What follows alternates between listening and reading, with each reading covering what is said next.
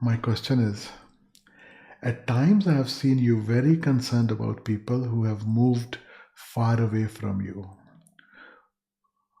who have not shown the love and commitment that they ought to deserve your concern or attention. Yet, every time they reach out to you, you have given them 100% of your time and love.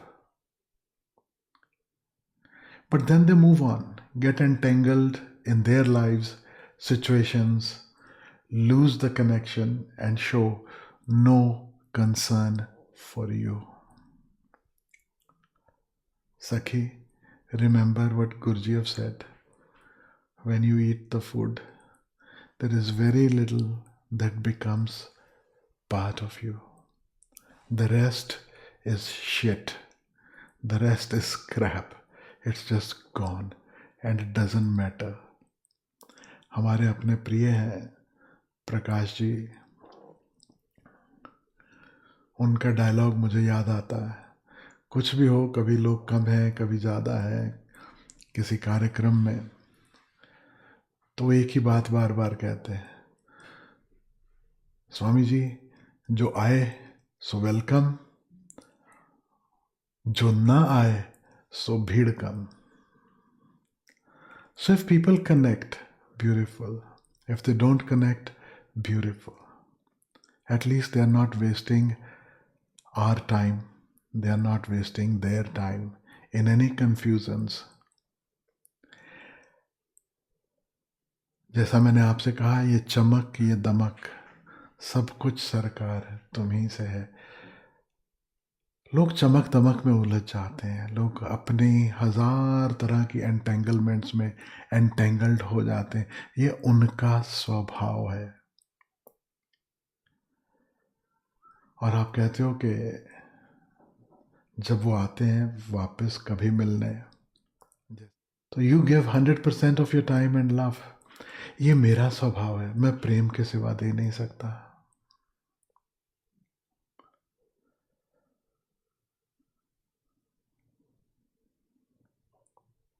कोई आता है तो प्रेम,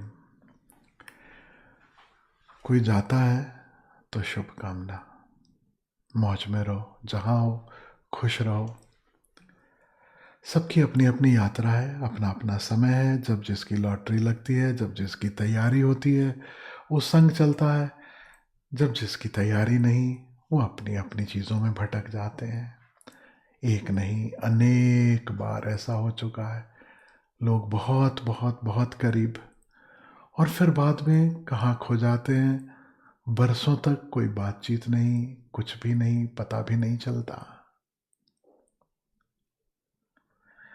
उनकी करनी वो जाने, मुझे पता है कि मेरा स्वभाव क्या है. कबीर साहब के वचन है, साधु भूखा भाव का. तो पूरा दोहा तो कहता कि साधु भूखा भाव का, धन का भूखा नाही, धन का भूखा जो होए, फिर वो तो साधु नहीं. तो इसमें जो सबसे महत्वपूर्ण बात है, बाकी की बात तो समझ में आ जाती है, सबसे महत्वपूर्ण बात है जिसमें थोड़ा कन्फ्यूज़न हो जाता है, साधु भूखा भाव का. और मैं आपसे कहूँ, मेरा संबंध बड़ा पुराना है कबीर साहब के साथ, और जो कबीर साहब कहते हैं मैं उसको थोड़ा उल्टे ढंग से भी कहता हूँ, हमेशा से कहता आया हूँ और कहता रहूँगा. मैं आपसे कहना चाहता हूँ, साधु कभी भूखा होता नहीं. और जब मैं उल्टा कहता हूँ, याद रखना, कबीर साहब जो कह रहे हैं वो गलत नहीं हो जाता. जस्ट एक अलग ढंग है चीज़ों को देखने का. मैं वो ढंग आपसे कहना चाहता हूँ. कबीर साहब बिल्कुल सही हैं जो कह रहे हैं, लेकिन उसके अर्थ जो हम समझते हैं वो सही नहीं है. हमें लगता है साधु भूखा भाव का, यानी जहाँ उसे भाव मिले, जहाँ उसे प्रेम मिले, वहाँ साधु उनका हो जाता है. नहीं, साधु भूखा भाव का अर्थ है जहाँ भाव है वहाँ साधु से प्रेम अपने आप बहने लगता है. ऐसा नहीं कि साधु को किसी का भाव चाहिए, ऐसा नहीं कि साधु को किसी का प्रेम चाहिए. साधु भूखा भाव का, यानी जहां भाव का जगत है वहां साधु के हृदय से प्रेम की गंगा बहने लगती है। तो कोई क्षण भर के लिए भी अगर भाव में है, वो भाव लेकर अगर समक्ष आता है, तो साधु से प्रेम बहेगा ही। उसने अतीत में क्या किया, क्या नहीं किया, कितना बुरा किया, क्या गड़बड़ किया, one forgets everything, one forgets everything. क्योंकि साधु के बस में नहीं है कि वो प्रेम ना करे। साधु का प्रेम सबके लिए है। मिलता किसको है? जिसके हृदय के द्वार खुले, जो भाव में है, जो भाव के लिए ओपन है, जिसने भाव के जगत को थोड़ा सा छुआ है, थोड़ा सा महसूस किया है। वही व्यक्ति जब खोपड़ी में है तो साधु को अपने सामने एक दीवार दिखाई देती, तो फिर कुछ भी फ्लो नहीं करता। फिर मंगल कामना कि किसी दिन ये पाषाण पिघले, किसी दिन ये पत्थर पिघले, थोड़ा गहरे में प्रवेश हो, खोपड़ी से थोड़ा हृदय में प्रवेश हो।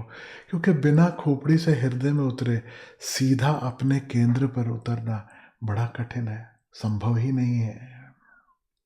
याद रखना इस बात को। तो साधु भूखा भाव का अर्थ है जहां प्रेम, जहां किसी के हृदय के द्वार खुले हैं। बिल्कुल ऐसा समझे जैसे जहां प्याली खाली है वहां पे पानी जो बरस रहा है, मेघ जो बरस रहे हैं, उस प्याली को भरना शुरू कर देते हैं। प्याली ढकी हुई है, प्याली पहले से और गंध संध से भरी है, तो जितने भी मेघ बरसे, जितना भी बारिश हो, उससे कोई फर्क नहीं पड़ने वाला। प्याली में छेद है तो भी पानी वहां टिकने वाला नहीं। तो अनेक तरह के लोग हैं जो मिलने आते हैं जब हम कहीं भी होते हैं, कुछ पूरे हृदय से खुले, इस तरह खुले कि जैसे, और तैयार, वो सब अपने में समाने को राजी, सब ले लेते हैं। और वहां वो भी लोग आते हैं जो इतना भरे हैं, इतना भरे हैं, उनके भीतर कुछ उतर सके उसके लिए संभावना ही नहीं। वो बस अपनी अपनी सुनाए चले जाते हैं, वो अपना बखान करते हैं, अपनी बातें कहते हैं, अपना ही अपना बोलते चले जाते हैं। There is no space for anything else to enter them. जब किसी साधु से मिलते हो तब बड़बड़ मत करो, तब सुनना सीखो, तब अपने बखान मत करो, तब बेवजह प्रश्न मत करो, तब एब्जॉर्ब करना सीखो। जो बरस रहा है उसे ग्रहण करना सीखो। और फिर आपको याद है जगजीत की गाई कितनी प्यारी गजल, तुम चले जाओगे तो सोचेंगे हमने क्या खोया, हमने क्या पाया। साधु निकल जाए अपनी बात कह के, तुम थोड़ा उसे वक्त दो, उसकी बात को थोड़ा पचाओ, उसकी उपस्थिति को महसूस करो। जब साधु साथ में है उसे इम्बाइब करो, उसे फील करो, पूरे हृदय से उसे फील करो, उसके प्रेम को महसूस करो, उसकी हृदय से उठने वाली मंगल प्रार्थना को महसूस करो।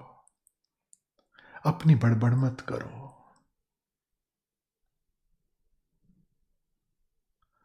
और जब चला जाए साधु, तो भी मैं तो कहूंगा थोड़ा वक्त देना, फिर फुर्सत में बैठ के हिसाब करते रहना, हमने क्या खोया, हमने क्या पाया, कुछ मिला नहीं मिला।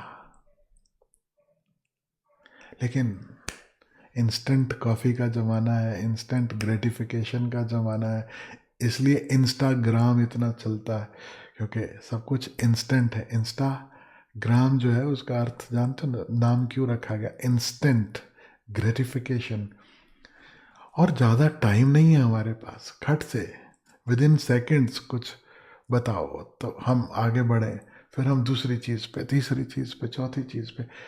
सत्संग ऐसा नहीं होता।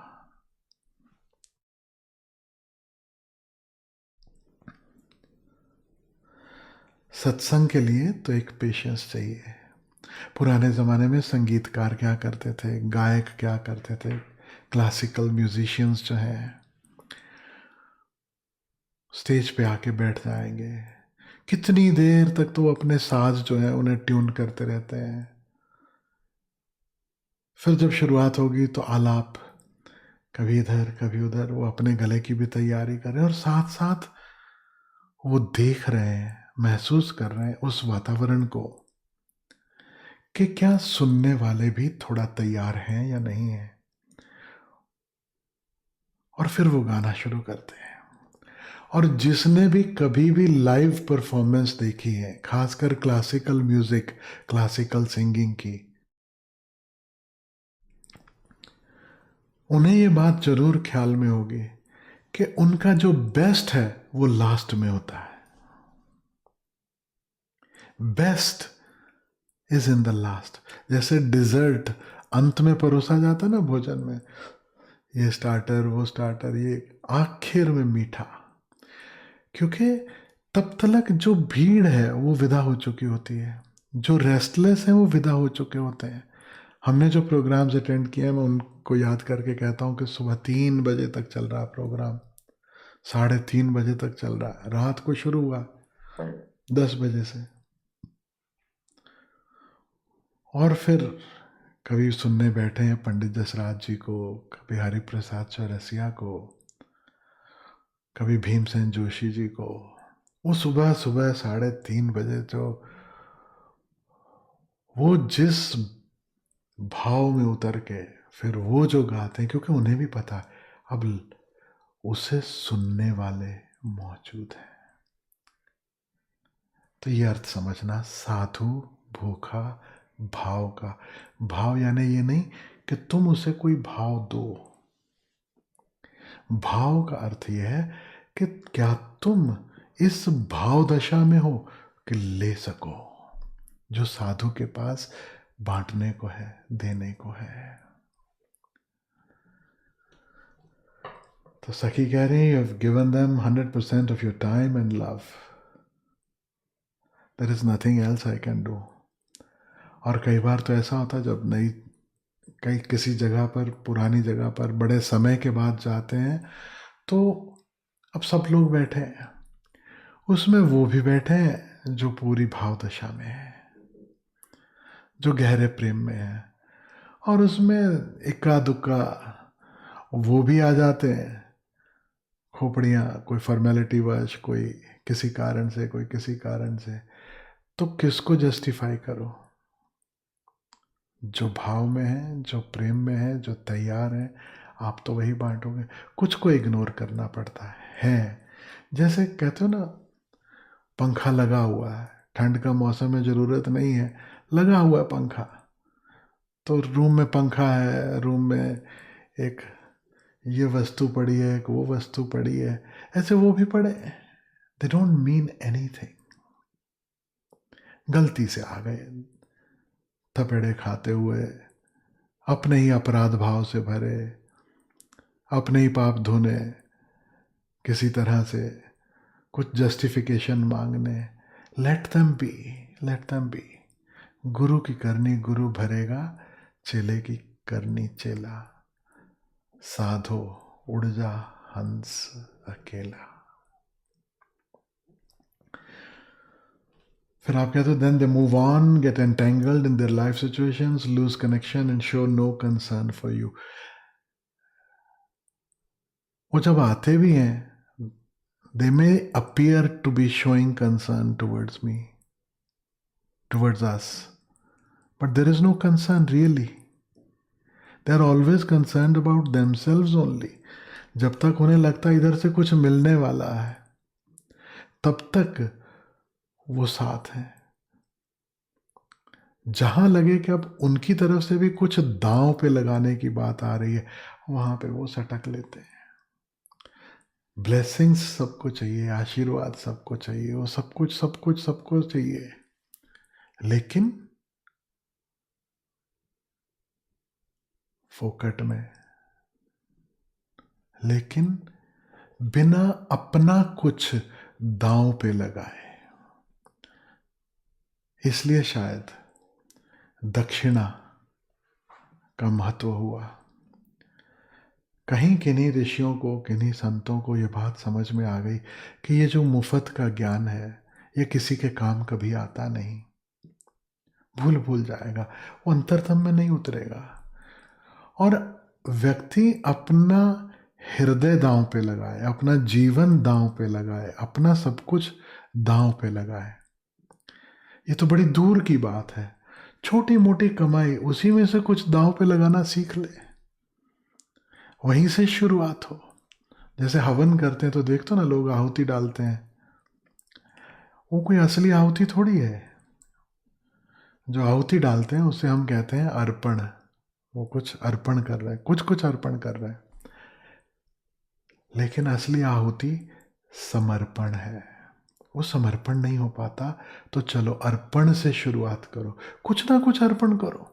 धीरे धीरे धीरे धीरे तैयारी होगी अपने आप को, अपना कुछ छोड़ने की तैयारी होगी, तो धीरे धीरे एक दिन संभावना है कि अपने आप को छोड़ने की भी तैयारी होगी। और अंतरयात्रा और कुछ भी नहीं है, अपने आप को छोड़ देना है, समर्पण है। लेकिन ये लोग जब आते भी हैं, न तब समर्पण होता है, न जाने पर समर्पण होता है। समर्पण है ही नहीं, अर्पण भी नहीं। वो कुछ ना कुछ बस ढूंढ रहे हैं, कुछ यहां से मिले, वहां से मिले, वहां से मिले। वो अपने तमाम संबंधों में ऐसे होते हैं, they just know how to use and throw. वो अपने संबंधों को पायदान की तरह यूज करते हैं, टिश्यू पेपर की तरह, है ना। शादी में खाना खाया, फिर टिश्यू पेपर लेके हाथ पोंछे, फेंक दिया, खत्म हो गई बात, जय राम जी की। तो don't bother about those people. They show no concern for you, your work और your welfare, but your love for them still remains. As I said, they never had any concern, they never will show any concern.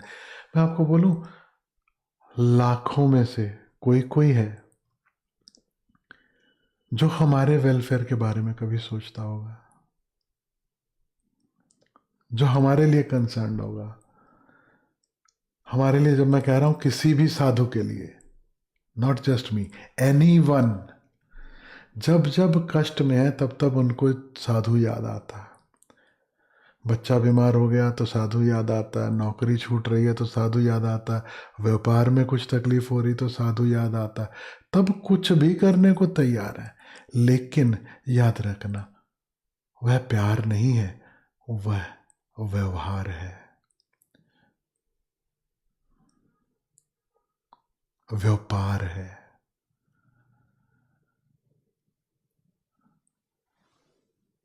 तब सब कुछ व्यक्ति करने को तैयार।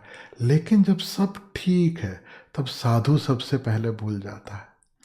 जिसकी कृपा से, जिसके आशीर्वाद से सब सुंदर है, वो सबसे पहले भूल जाता है। कहीं भी देख लो, लोग क्या करने आते हैं किसी साधु के पास? इच्छा पूर्ति के लिए। जो थोड़ी इवॉल्व्ड सोल्स है, सो कॉल्ड इवॉल्व्ड सोल्स, ध्यान सीखने के लिए, मार्गदर्शन के लिए। सब किस लिए? उनकी खुद की वेलबींग के लिए। Everything is about I, me, myself. साधु की वेलबींग का ख्याल तो कभी कभार किसी विरले को आता है, नहीं तो जरा आंख से ओझल हुआ साधु, लोग अपनी मस्ती में, अपनी मौज में, दे फॉरगेट। साधु भी देह में है, उसकी भी कुछ जरूरतें हो सकती हैं, उसका भी कुछ है, लेकिन who cares, how does it even matter? हम तो माथा टेकने जा रहे हैं। आप जाते हो गुरुद्वारा माथा टेकने, मंदिर में जाते हो, दरगाह पे जाते हो, तो किस लिए जाते हो? मांगने के लिए। वो तो विरले ही हैं जिन्होंने सोना चढ़ाया होगा स्वर्ण मंदिर में। वो तो विरले ही हैं जिन्होंने मुकुट पहनाए होंगे मूर्तियों को। हमेशा वो परसेंटेज बहुत कम रहेगी, भिखारियों की परसेंटेज ज़्यादा है। तो याद रखो, अगर तुम्हें ये ख्याल में आ जाए कि आने वाला जो है वो व्यापारी है या भिखारी है। भिखारी सिर्फ भीख मांगेगा, व्यापारी ऑफर करेगा, मैं इतनी दक्षिणा चढ़ाऊंगा अगर मेरा काम हो गया तो। देख तो ना, लोग शर्त लगाते हैं, मन्नत मानते हैं कि अगर पूरी हो गई तो मैं ये इतना इतना पैसा चढ़ाऊंगा, इतना इतना ये करूंगा। ये व्यापारी। जो चढ़ाने को भी राजी नहीं, बस मांग ही रहे हैं, वो भिखारी। भिखारी और व्यापारी आते हैं, उसी को तो संसारी कहते हैं। शिष्य तो कभी कभी आता है। शिष्य का अर्थ है जो अपना होने को राजी हो जाए, जो इतना अपना हो जाए, जो इतना करीब आते चले जाए, इतना करीब आते चले जाए। वो कह रही ना सहजो, राम तजू गुरु को न बिसारो। आप सोच सकते हो इस जगत में सबसे ऊंचा क्या है? सबसे ऊंचा राम। सहजो बता रही है, शिष्य होने का अर्थ है कि जो इस जगत में सबसे महत्वपूर्ण, जो सबसे ऊंचा, जो सर्वश्रेष्ठ है, मैं उसे भी तजने को तैयार हूं गुरु प्रेम में।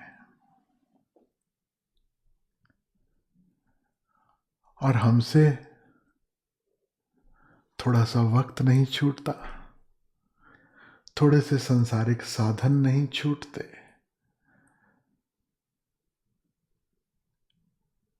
गुरु चरणों में नमन इत्यादि इत्यादि, वो सब फिजूल है। आप ऐसा मत समझना। आप सिर्फ जिसके हृदय में भाव है वो ही जानता है। अधिकांश तो झुकते भी खोपड़ी से हैं, भिखमंगेपन में, व्यापार में। और तीसरी एक वैरायटी और भी है, वो है भय वाले, जो भयभीत लोग हैं। ये कहीं शराब ही ना दे दें, कहीं गलत ना विश कर दें हमारे लिए, कहीं हमारा नुकसान ही ना हो जाए, कहीं नाराज ना हो जाए गुरु जी के साधु, है ना। क्योंकि हमारे पास कथाएं हैं, ऐसे साधुओं की भी कथाएं। दुर्वासा ऋषि भी हुए, ऐसे ऋषि भी हैं कि गुस्सा आया, कुछ बोल दिया और अपनी सारी पावर, जितनी शक्ति कमाई थी वो सारी उड़ेल दी। आशीर्वाद देने में नहीं, श्राप देने में। वो भी कथा है। तो कुछ लोग तो भय के मारे वो सब कर रहे हैं। और एक चौथी वैरायटी और है, बहती गंगा में हाथ धोने वाले, जो कोई एफर्ट नहीं डालते कभी किसी साधु के पास जाने की। हाँ, साधु ही आए हुए हैं गांव में, चलो, बाकी लोग जा रहे हैं, किसी की गाड़ी में लिफ्ट भी मिल गई, साथ में बैठ लिए, चलो हो लो, बहती गंगा में हाथ धो लो। वो भी एक वैरायटी है। किसी किसी का सौभाग्य है जो शिष्य होना सीख लेता है। आज नहीं, जब से हमने प्रोग्राम करवाने शुरू किए हैं ध्यान से संबंधित, तब से हम ये बात कहते आए हैं कि अंतर यात्रा सदगुरु जब जीवन का केंद्र हो जाए तब रूपांतरण होता है। बाकी सब कुछ हो जाएगा, संसार की सुख सुविधाएं मिल जाएंगी, आशीर्वाद मिल जाएंगे, प्यार मिल जाएगा, ये हो जाएगा, वो जाएगा। क्योंकि जो वास्तव में साधु है वो कभी श्राप देगा नहीं। जो सच में साधु है वो सिर्फ प्यार और आशीर्वाद, मंगल कामना के सिवा दे नहीं सकता। जो अभी साधु नहीं हो पाया, जिसके अंदर मैं अभी बाकी है, जिस मैं को लगे कि मुझे धोखा दिया इसने, मेरे साथ ऐसा किया, जिसके अंदर थोड़ा रिवेंजफुलनेस है, जिसके अंदर वेंजियंस का भाव है, वो ही श्राप दे सकता है। तो साधु कौन है? अगर वेंजेंस है तो साधु नहीं हो सकता। साधु डंडा भी मारे तो याद रखना वो वेंजेंस से नहीं मारेगा, वो हमारे भले के लिए। इसलिए कहते हैं ना, गुरु गाली भी दे तो उसे घी की नाली समझना चाहिए। बहुत सारे उदाहरण हैं, खासकर यहाँ महाराष्ट्र में स्वामी समर्थ हुए, शिरडी के साईं बाबा हैं, अच्छे से ठोक देते थे। और गाली वाली तो बहुत आसान, बाद में मूर्तियों की पूजा करना, तस्वीरों की पूजा करना आसान है। और याद रखना, ओशो कोई कम नहीं थे, गाली नहीं देते थे, लेकिन जब ठोकते थे तो ऐसा ठोकते थे अपने प्रवचनों में कि लेकिन उसी को जिसकी तैयारी हो। पूछ लिया तो फंस गया, नजदीक आया कि फंस गया। ये गुरु की निशानी, ये साधु की निशानी। निकट आए तो जलना पड़ेगा। क्षमा कहे परवाने से परे चला जा, मेरी तरह जल जाएगा, यहां नहीं आ। तो जिसकी जलने की तैयारी हो वो ही आए। तो इतनी तैयारी कहाँ है सखी लोगों के पास? फिर आप कह रहे हो कि but your love for them still remains. प्रेम के अनेक रूप हैं। प्रेम का रूप है एक जहाँ आत्मीयता हो जाती है, अंतरंगता हो जाती है, एक रंग में डूब जाते हैं। लेकिन जब दूरी भी हो, साधु से दूरी भी हो, कितनी दूर, आपने साधु के साथ कुछ उल्टा पलटा भी कर दिया, आपके मन में कुछ गलत भी हो गया, आपके कृत्यों में कुछ गलत भी हो गया, तो भी साधु के हृदय से सदा प्रार्थना निकलेगी कि हे प्रभु इसे सद्बुद्धि देना। यह प्रार्थना किसी के लिए यह भी प्रेम का रूप है। तो yes, you are right that love remains. और फिर कह रही, I feel anger inside me when I see this. I want to ring them up and shake them up and tell them exactly what I feel. Why waste your time? Although it's okay sometimes to do that also. अब तुमने ठेका नहीं ले रखा है कि हर चीज जो तुम्हें महसूस हुई वो तुम्हें सक्रिय ध्यान में ही निकालनी है। दूसरे तो नहीं निकाल रहे। तुमने कोई ऐसा बीड़ा नहीं उठा रखा है कि मेरे को जो फील हुआ मैं वो जिब्रिश करके ही निकालूं, डायनामिक मेडिटेशन करके ही निकालूं। कभी कभी सीधे मुंह पे सपाट बोल देने में कोई बुराई नहीं है। Remember our last conversation, be present to the moment, be present to what this moment is presenting. Remember this. When you are present to what is being presented to you by this existence in this moment, you will have a response. It will not be a reaction. It will be a response. और response और reaction में एक बहुत बड़ा भेद ये है कि रिएक्शन में आप कांपने लगते हो, आप अंदर से हिल जाते हो। और रिस्पॉन्स में you will feel a different kind of power, a stillness inside. You will be at your hara centre and acting whatever this moment demands from you. ये बहुत बड़ा फर्क है, इसे याद रखना। So as long as it is a response, feel free anytime. I feel like they have wronged you. Who has not been wronged? हम तो कुछ भी नहीं है। लोगों ने भगवान महावीर को नहीं छोड़ा, लोगों ने गौतम बुद्ध को नहीं छोड़ा, लोगों ने सदगुरु नानक को नहीं छोड़ा। जो भी संत हुए, जो भी साधु हुए, जिन्होंने सत्य का साथ नहीं छोड़ा, जिन्होंने लोगों को फिजूल का पलोसना नहीं शुरू किया, they have always been wronged. कुछ ना कुछ उनके अगेंस्ट में सदा से होता आया है, होता रहेगा। याद रखना, भगवान महावीर के कानों में कीले ठोके, भगवान महावीर को, भगवान बुद्ध को कितनी कितनी तकलीफें दी लोगों ने, लेकिन किसी मुनि को कोई तकलीफ नहीं देता। ये बड़े आश्चर्य की बात है। महावीर को अपमान झेलना पड़ा अपने समय, और मुनि को सम्मान मिलता है। क्यों? क्योंकि मुनि महावीर नहीं है। वो बढ़ा चढ़ा के बताएंगे, फला फला ने मंदिर के लिए इतना दिया, फला फला ने, उनको स्टेज पे बुलाएंगे, उनका नाम होगा, उनका सब कुछ होगा। तो जो भी व्यक्ति इस तरह से अपने आसपास के लोगों को पलोसेगा, बढ़ावा देगा, उनको चढ़ाएगा, उसे सदा सम्मान मिलेगा। और जो भी ऑथेंटिक होगा उसे कभी भी वह सम्मान नहीं मिल सकता। तो इसकी तैयारी होनी चाहिए। जब सत्य के मार्ग पे चल रहे हो तो there are certain costs involved. लोग आएंगे, लोग अपना ढंग से चलेंगे, लोग अपने ढंग से जाएंगे। What do you do? बड़ी मजे की बात याद आई मुझे।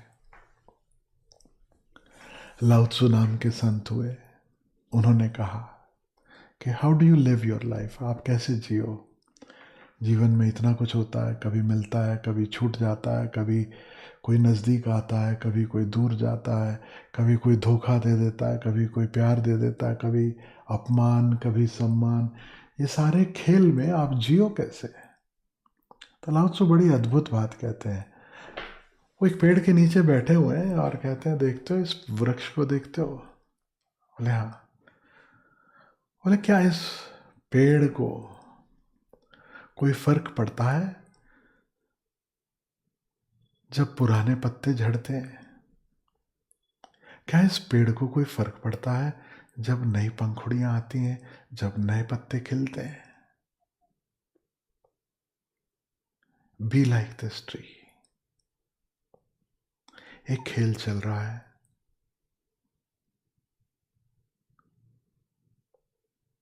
एक दिन सब विदा हो जाएंगे। With all this drama, with all this nonsense, have you found your center or not? Have you lived rightly or not? That's what matters.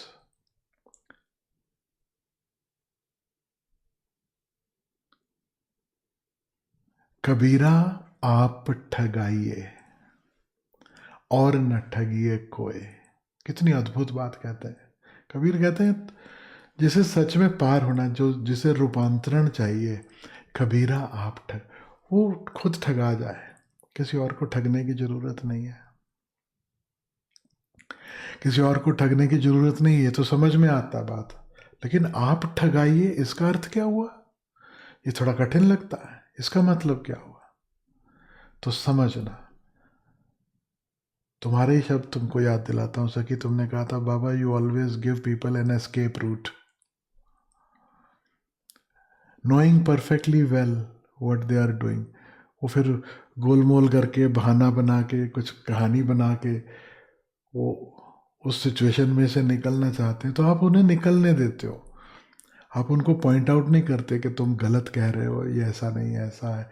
वो जब झूठ बोलते हैं, आपको पता है वो झूठ बोल रहे हैं, आप कुछ उन्हें कहते नहीं हो।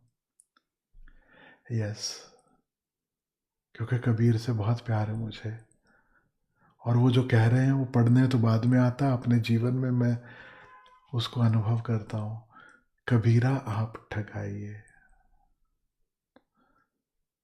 कोई चालाक बन के निकल गया, कोई अपनी कहानी सुना के निकल गया, उसे लगता मैंने इनको भी बेवकूफ़ बना लिया, मैंने जस्टिफाई कर लिया मेरा सब कुछ, अभी मैं भी गिल्ट फ्री हो गया। So be it, how does it matter to me? Your life. हाँ, जो अपने नज़दीक हैं, नज़दीक से मेरा अर्थ जो सुनने को राज़ी हैं, उनसे सदा जरूर कहूँगा कि किसी और को धोखा जब देते हो, सबसे पहले खुद को धोखा देना पड़ता है। किसी और को धोखा देने में नर्क मिलेगा ऐसा नहीं है। ये छोटी मोटी चीजें हैं, किसने किसको क्या धोखा दिया, क्या किया क्या नहीं किया, बहुत ही छोटी बात है। असली बात यह है कि जब तुम जस्टिफाई करते हो तुमने जो किया, तुम खुद को धोखा देते हो और अपनी आत्मा को गंवा देते हो। जो औरों को ठगने निकलता है वो अपनी आत्मा गंवा देता है, जो खुद ठगाने को राजी है वो आत्मस्थ होकर जीता है। तब परवाइल्ले डजंट मैटर।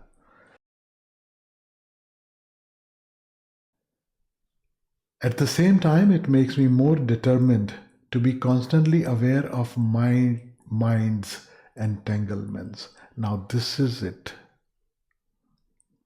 जब दूसरों के ड्रामा देखो तो उस समय हमें स्मरण रहे, हम सबको स्मरण रहे कि एक दिन वो भी उसी जगह पर थे जहां आज आप हो। फिर मन इतना चालाक है, फिर कबीर याद आते, मेरो मन बड़ो हरामी। कबीर साहब कहते हैं कि ये मन इतना चालाक है, इतना होशियार है, वो हर चीज को जस्टिफाई कर लेता है। उसे लगता है मैं ही सही हूं और मैं जो कर रहा हूं वो सही हूं।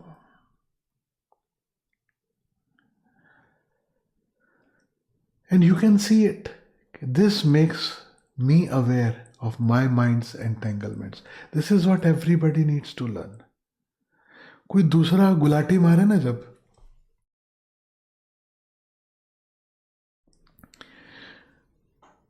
कोई दूसरा जब कुछ अलग से करता है, हमें तुरंत अपनी ओर लौट आना है और देखना है कि मन तो मन है और मन में तो हजार तरह के विचार आते हैं। सचेत होना है कि मैं कहीं मन के पीछे ना चल पड़ूं। प्रॉब्लम जो छोड़ गए, जो दूर चले गए, जिन्होंने सो कॉल्ड ऐसा व्यवहार किया जो ठगने जैसा, धोखे जैसा कहा जाता है। हालांकि हमारे ऋषियों ने तो ये भी कहा कि गुरुद्रोह सबसे बड़ा द्रोह है। Betrayal of the master, betrayal towards the master is the biggest betrayal ever. किसी भी द्रोह से ऊंचा, किसी भी द्रोह से बड़ा, किसी भी द्रोह से ज्यादा संगीन गुरुद्रोह है। लेकिन मैं आपसे कहूं, ख्याल रखना, मन है, मन चलता है। ये द्रोह कब होता है? जब हम मन के पीछे चल देते हैं। इसलिए तो गुरुवाणी में बार बार कहा जाता है ना कि गुरुमुख होना सीखो, मनमुख नहीं। जो मनमुख होगा, जो निरंतर तौलता रहेगा कि गुरु मेरे अनुसार चल रहा है कि नहीं चल रहा, गुरु जैसा मैं सही मानता हूं वैसा चल रहा है या नहीं चल रहा, गुरु जैसा मैं अच्छा मानता हूं वैसा व्यवहार कर रहा है या नहीं कर रहा, वो अभी भी अपने मन के अधीन है। अभी भी वो अपने मन की सुन रहा है, मन से निरंतर एनालाइज कर रहा है। वो अपने मन को जरा भी किनारे नहीं छोड़ पा रहा कि मैं बिना जजमेंट के गुरु की उपस्थिति में बस सिर्फ हूं, थोड़ा हृदय से। और अगर हो सके तो और भी गहरे, अपने केंद्र पर। और याद रखना, खोपड़ी से तुम सदा गुरु से, साधु से दूरी पाओगे। हृदय से तुम सदा गुरु के साथ निकटता का एहसास करोगे, अपनेपन का एहसास करोगे। और केंद्र पर गुरु में और तुम में कोई भेद नहीं रहेगा। तुम पाओगे, तुम आश्चर्यचकित हो जाओगे। तुम्हें पता नहीं चलेगा कि मैं कहां खत्म हो रहा हूं और गुरु कहां शुरू हो रहा है। वो लहरों से लहर, आपस में दो लहरें मिल जाती हैं तो कह नहीं पाती, कौन सी लहर कौन सी है। और गहरे में उतरोगे तो पाओगे कहीं कोई भेद नहीं। खोपड़ी में रहोगे तो गुरु से दूरी, हृदय में गुरु से निकटता, केंद्र पर गुरु से आत्मीयता,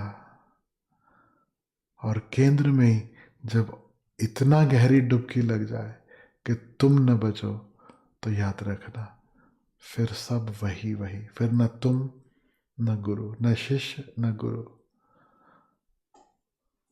फिर कोई संबंध नहीं, फिर कोई अलग अलग नहीं।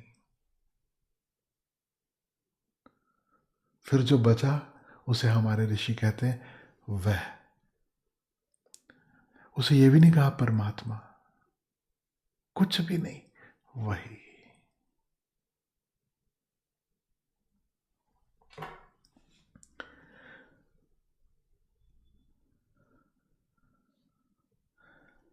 और सखी पूछ रही हैं what should be my response to a situation like this. I already said it.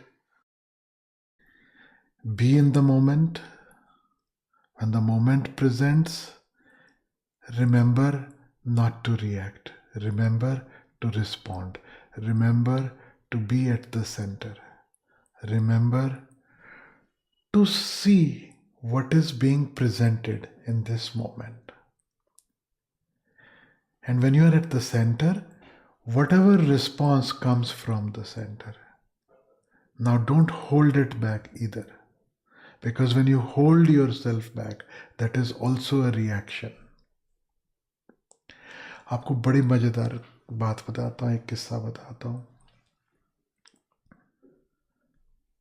एक बार एक गुरु है,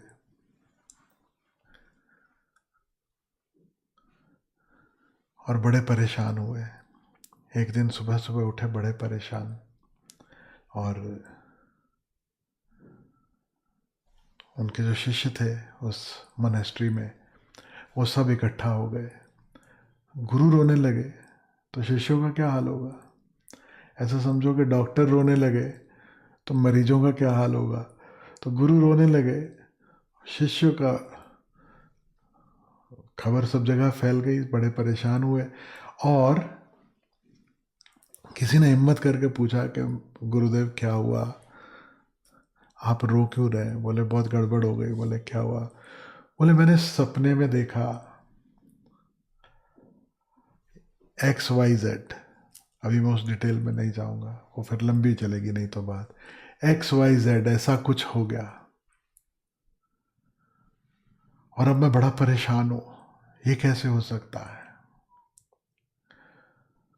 तो रोए जा रहे हैं, शिष्य भी रो रहे हैं। कई तो सुर में सुर मिलाने वाले रहते ना, साथ में रोना धोना शुरू। गुरु रो रहे तो हम भी रो रहे, गुरु हंस रहे तो हम भी हंस रहे, तो वो भी रोना शुरू हो गए। और कई तो बड़े परेशान, कईयों का दिमाग चलने लगा, यार गुरु भी रोते हैं, ऐसा कैसे हो सकता है। ऐसे अनेक चीज़ें, जितने मन उतने खेल चल रहे हैं। तो उस गुरु के जो मुख्य शिष्य थे वो कुदरती उस समय वहाँ पे मौजूद नहीं थे जब ये सब तामझाम हो रहा था। He had gone out to the market to get something. तो वो लौटे और आके उन्होंने देखा ये सब क्या हो रहा है, पूरा आश्रम का कारोबार बंद है, और सब कोई रो रहा, कोई आपस में चर्चा कर रहे। देखा तो गुरु महाराज भी रो रहे हैं। बोले हुआ क्या। तो गुरु से उन्होंने वापस पूछा। अब ये तो मुख्य शिष्य था तो उसे तो बताना ही पड़ेगा। तो उन्होंने उस शिष्य को भी कहा कि ऐसा ऐसा हुआ, मैंने रात को सपना देखा और उसमें XYZ कुछ हो गया, और अब मैं बड़ा परेशान हूँ। वो बोला रुको जरा, मैं अभी आता हूँ। वो क्या ठंड का मौसम था, अच्छी कड़ाके की ठंड, पहाड़ों के ऊपर मोनेस्ट्री। ठंडा ठंडा पानी ले आके उसने गुरु के ऊपर उड़ेल दिया, पूरी की पूरी बाल्टी। और एकदम झकझोर गए जब गुरु, तो गुरु तो हंसने लगे, खुश हुए, और आशीर्वाद देके अपने कमरे में चले गए। तो बाकी ने पूछा ये हुआ क्या, ये कैसे हो सकता है। तो वो शिष्य कहता है जो सपने में हुआ उसके लिए अभी बैठ के क्यों रो रहे। तो जगाने के लिए, उनको एहसास दिलाने के लिए कि अभी आप सोए नहीं हो, अभी आप सपना नहीं ले रहे हो, आप तो जग चुके हो, तो मैंने ये ठंडा पानी उनके ऊपर डाला।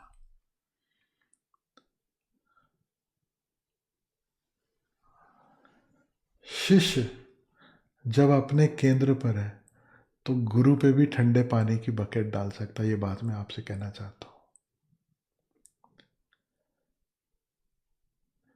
अन्यत्र ओशो इसी तरह की एक और कथा कहते हैं, उसमें तो शिष्य ने एक डंडा लेके जड़ दिया गुरु को। ही हिट हिज मास्टर। तो गुरु ने उसे प्यार दिया, आशीर्वाद दिया कि तेरे को बात समझ में आ रही है। When you are at your centre, then listen to your inner voice. When you are at the centre, you can never go wrong. तब रिएक्शन नहीं है, तब रिस्पॉन्स है। और कहीं ना कहीं इसमें ये बात भी ख्याल में ले लेने जैसी है, ओशो ने कितनी बार ये बात कही है कि I am not infallible. No one is infallible. Infallible का अर्थ होता है कि जिससे गलती नहीं होती। ऐसा कोई नहीं है इस जगत में जिससे गलती ना हो जाए।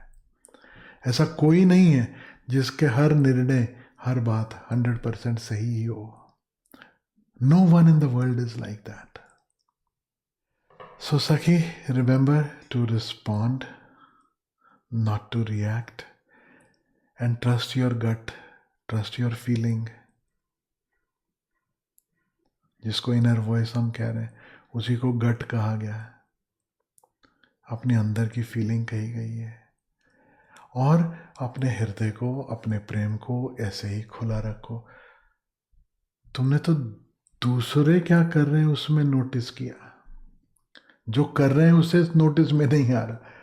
So this is sensitivity. This is love. Remain in love. Be in love. Act out of love. Live in love. गुरु गोविंद सिंह जी के वचन याद आ गए मुझे। साच कहूं सुन ले हो सब है, जिन प्रेम कियो तिन ही प्रभ पायो। प्रेम में ही परमात्मा मिलता है। और प्रेम इस ऊंचाई पर हो जो सहजों ने आज गाया भजन में, राम तजू गुरु को न विचारो।